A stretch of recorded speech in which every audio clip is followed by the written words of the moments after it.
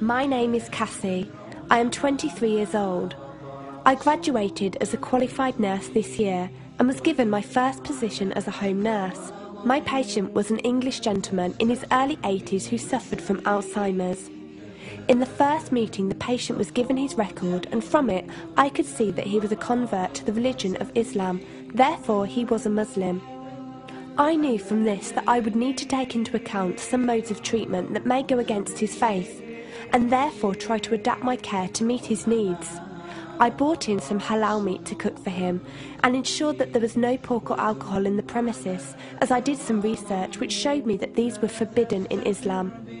My patient was in a very advanced stage of his condition, so many of my colleagues could not understand why I was going through so much effort for him.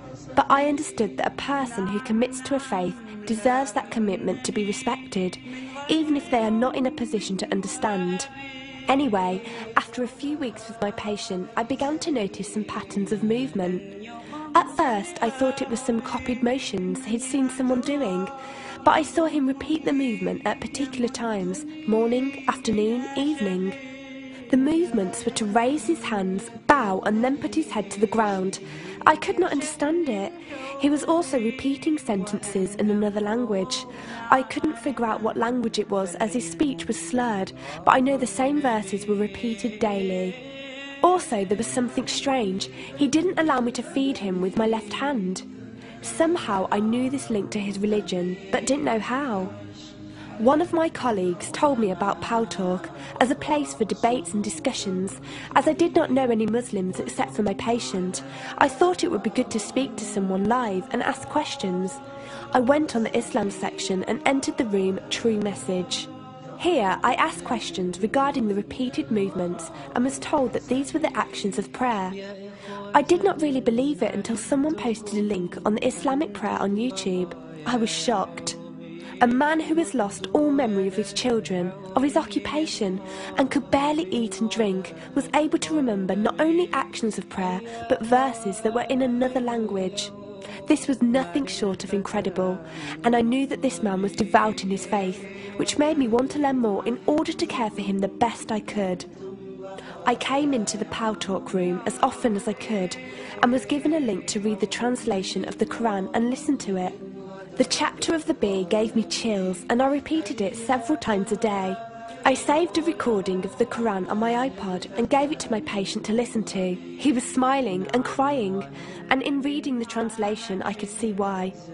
I applied what I gained from Pal Talk to care for my patient, but gradually found myself coming to the room to find answers for myself. I never really took the time to look at my life. I never knew my father. My mother died when I was 3. Me and my brother were raised by our grandparents who died 4 years ago, so now it's just the two of us. But despite all this loss, I always thought I was happy, content. It was only after spending time with my patient that I felt like I was missing something. I was missing that sense of peace and tranquility my patient, even through suffering, felt. I wanted that sense of belonging and a part of something that he felt, even with no one around him. I was given a list of mosques in my area by a lady on Pal Talk and went down to visit one. I watched the prayer and could not hold back my tears. I felt drawn to the mosque every day, and the imam and his wife would give me books and tapes to welcome any questions I had. Every question I asked at the mosque and on Pal Talk was answered with such clarity and depth that could do nothing but accept them. I have never practiced a faith, but always believed that there was a God.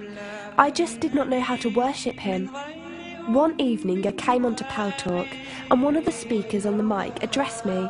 He asked me if I have any questions. I said no. He asked if I was happy with the answers I was given. I said yes. He then asked what was stopping me accepting Islam. I could not answer. I went to the mosque to watch the dawn prayer. The imam asked me the same question. I could not answer. I then went to tend to my patient. I was feeding him, and as I looked into his eyes, I just realised he was brought to me for a reason, and the only thing stopping me from accepting was fear. Not fear in the sense of something bad, but fear of accepting something good and thinking that I was not worthy like this man. That afternoon I went to the mosque and asked the imam if I could say my declaration of faith, the Shahada.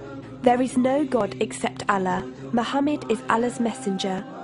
He helped me through it and guided me through what I needed to do next. I cannot explain the feeling I felt when I said it. It was like someone woke me up from sleep and sees everything more clearly.